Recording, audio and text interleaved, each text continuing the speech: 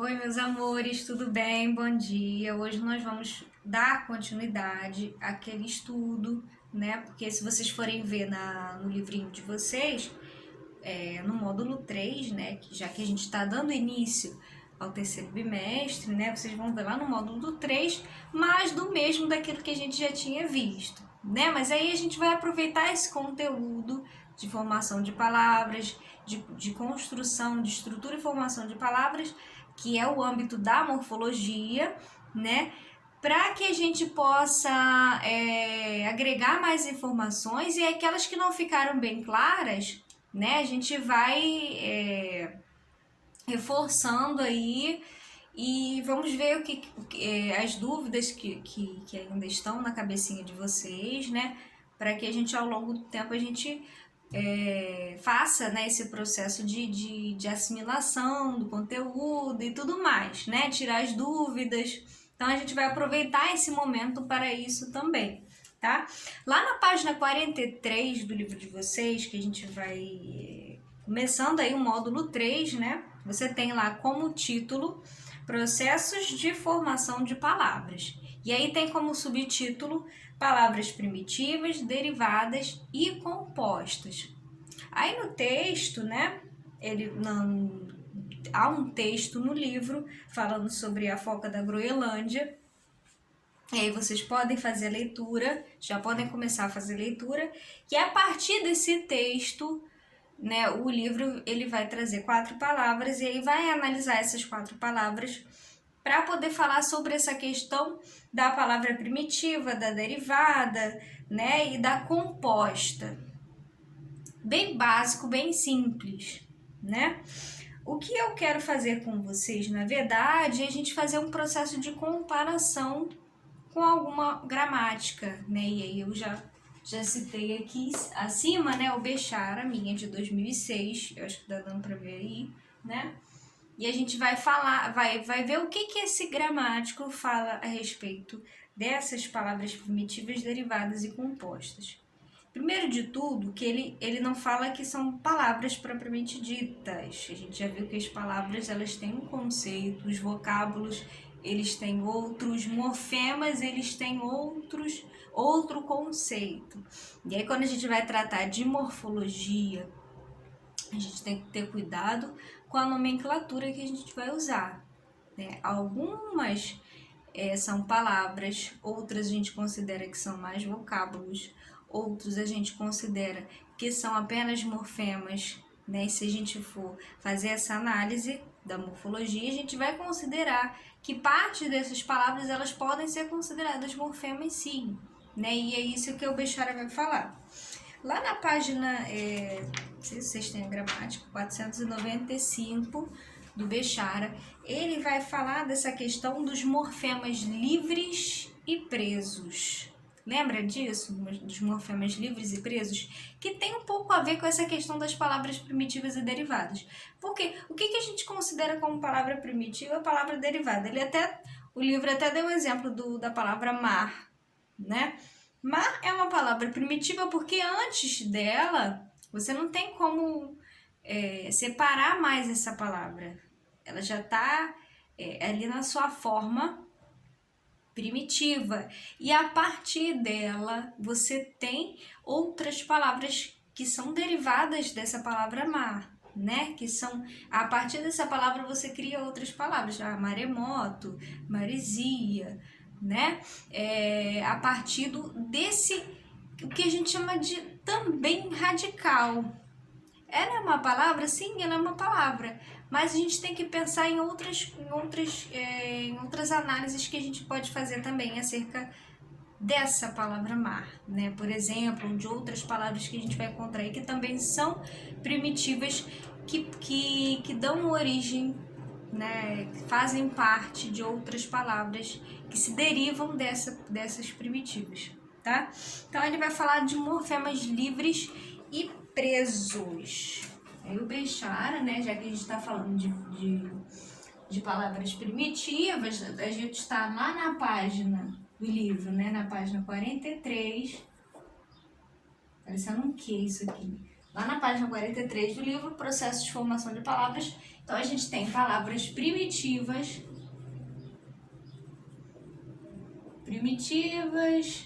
aí a gente tem derivadas,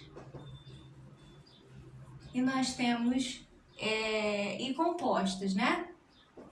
Segundo livro aí, e compostas. Aí a gente vai encontrar lá no Bechara, ele vai falar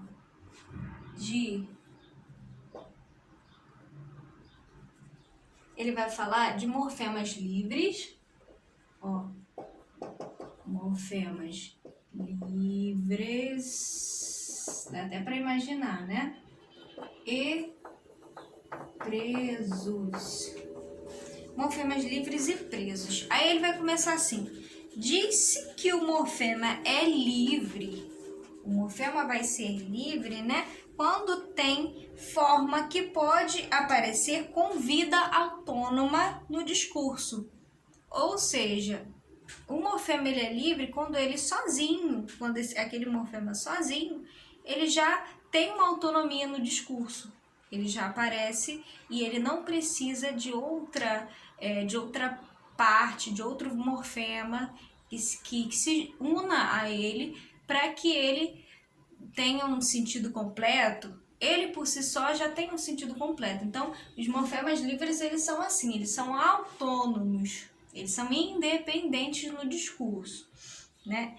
Em caso contrário, disse que é preso. Então, aqueles morfemas dependentes, né, que elas precisam de complementos, precisam, né, de partes de outros morfemas para terem um sentido. Então, aí você vai ter uma forma presa, um morfema preso, né? Ok até aí? Assim, em agricultura, e a gente tem aí, ele dá um exemplo, ó. O exemplo dele, agricultura, ele fala que agri, né, é um morfema preso. Agri é um... Desculpa aqui, ó.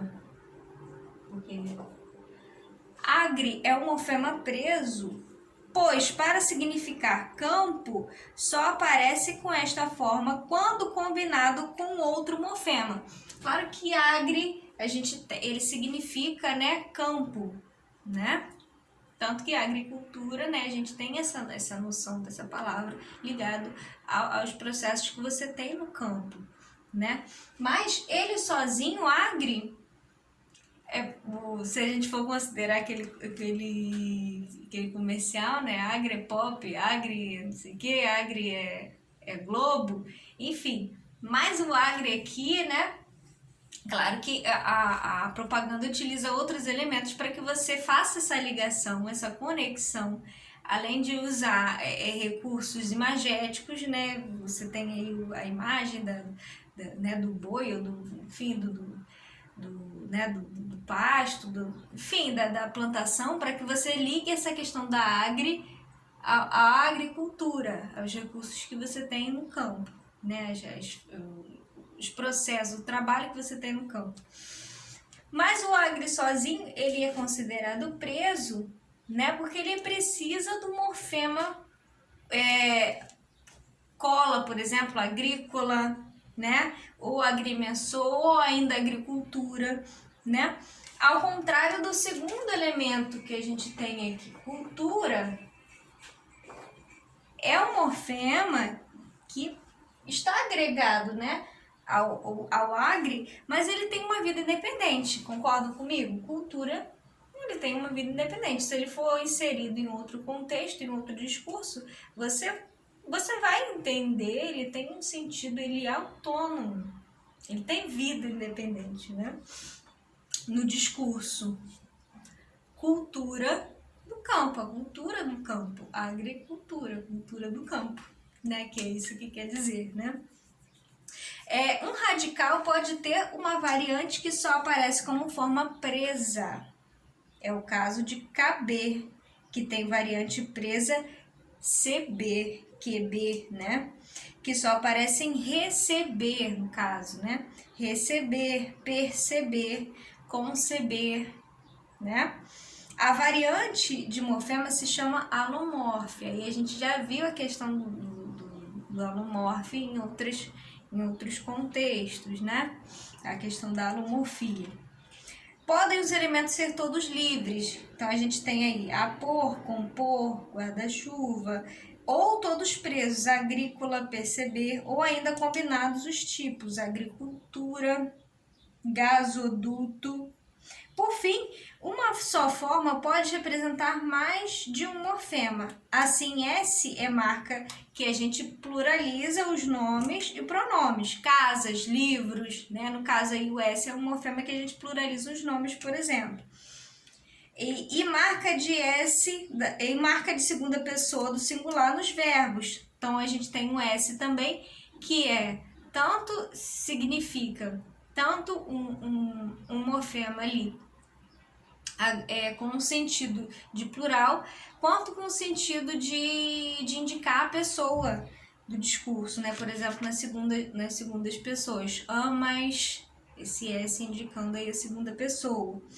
Escreves, né? Partes, e por aí vai. E aí a gente tem o que a gente chama de palavras indivisíveis e divisíveis, que é essa questão que a gente vai entrar agora, tá bom? Então, basicamente, é para a gente comparar como que os gramáticos, né, consideram essas questões que não são propriamente essas nomenclaturas, né, que a gente encontra no livro. Elas são nomenclaturas bem básicas, então a gente precisa aprofundar para que a gente esteja inserido aí, né? Porque numa prova de concurso ou numa prova do Enem, a gente não vai encontrar o básico do básico.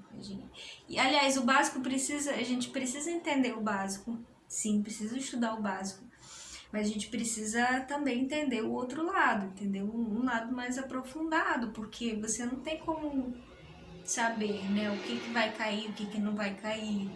É bom que a gente estude tudo para a gente saber, né?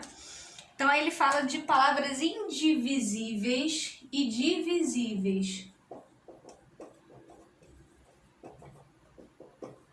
O que vocês acham que são as palavras indivisíveis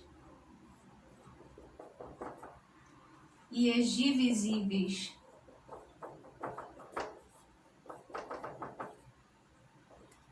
Né? Indivisíveis e as divisíveis. Indivisível é a palavra que só possui como elemento mórfico o radical.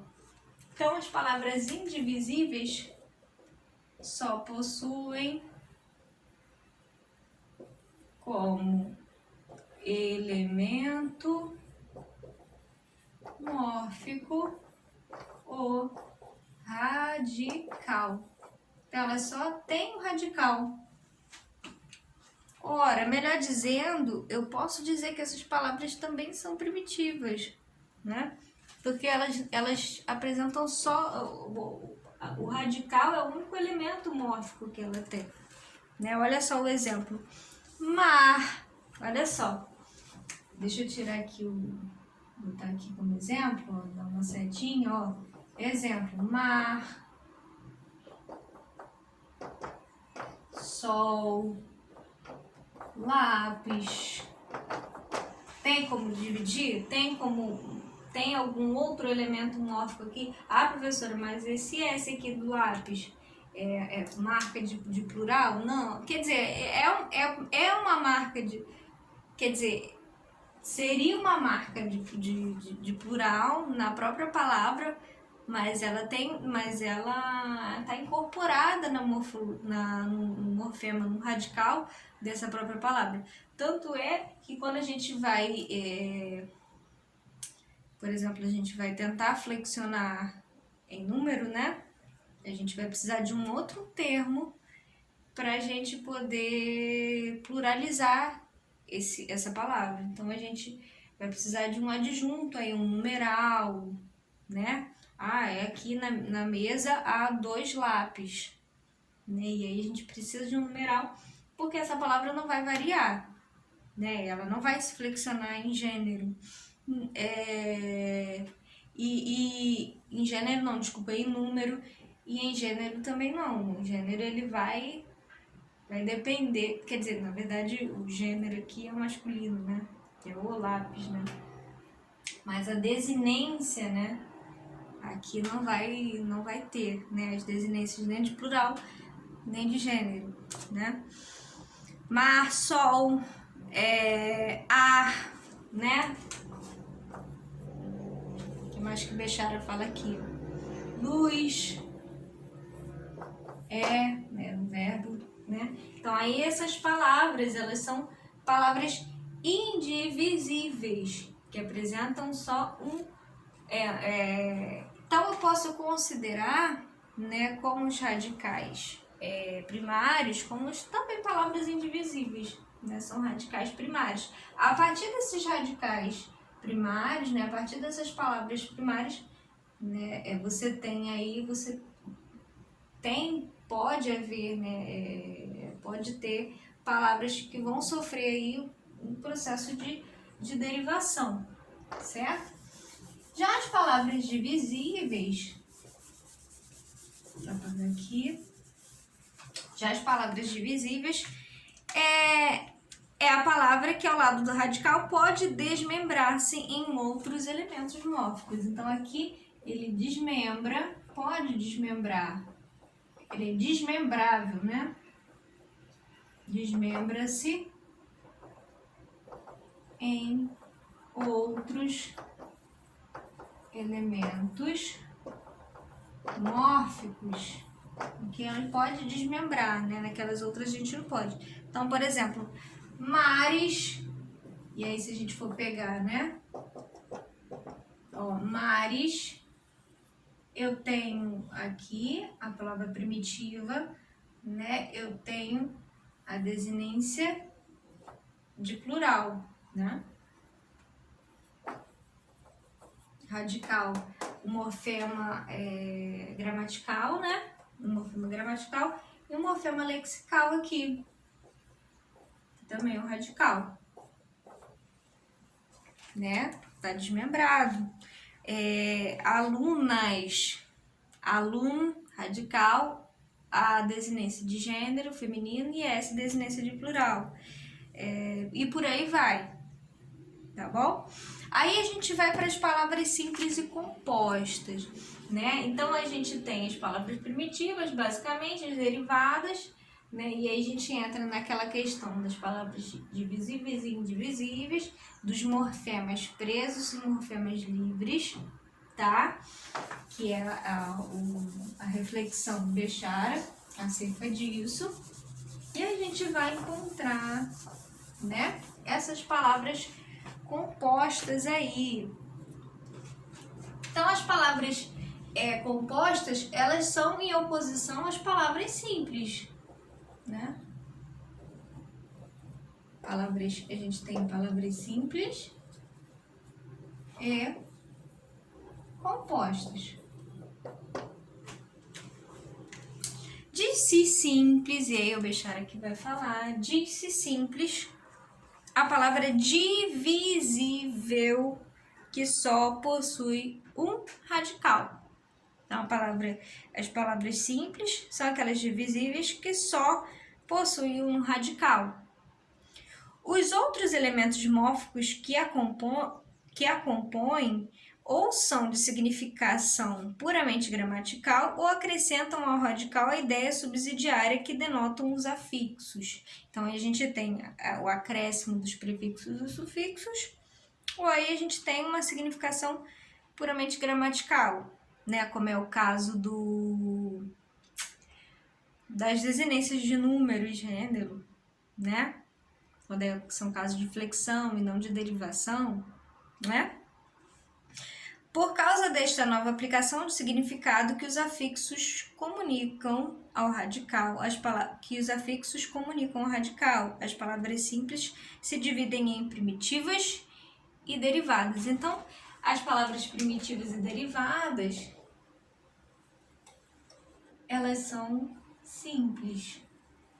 Olha como é que o Bechara retrata. As primitivas e derivadas são simples. E as compostas são as compostas, né? Então, a gente tem... Primitiva é a palavra simples que não resulta de outra dentro da língua portuguesa. Primitivas são as palavras simples que não resultam de outra dentro da língua portuguesa. Então, a gente tem livro, bolo, belo, barco e por aí vai. A derivada, né, é a palavra simples que resulta de outra fundamental. Então, a gente tem livraria, a gente tem embelezar, a gente tem barquinho. Também são palavras simples, mas também são derivadas, tá bom?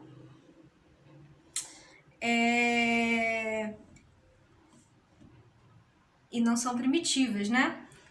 E aí, as compostas são aquelas palavras que possuem mais de um radical, obviamente, né? São compostas mais de um radical, guarda-chuva, planalto, né? E por aí vai. Tanto as palavras simples, primitivas ou derivadas, como as compostas, podem ser acrescidas de desinências que servem para exprimir uma categoria gramatical, flexão, que nos adjetivos e pronomes traduz as noções de gênero, número e nos verbos número, pessoa, tempo e modo. Então, todas essas formas, né, tanto elas primitivas ou derivadas, né, elas podem sofrer, né, podem ser acrescidas, né, nelas as desinências, ok? De gênero, de número, nos nomes, né? E nos verbos de pessoa, certo? De tempo, de modo e de número, ok? A gente continua na próxima aula. Beijos, tchau, tchau.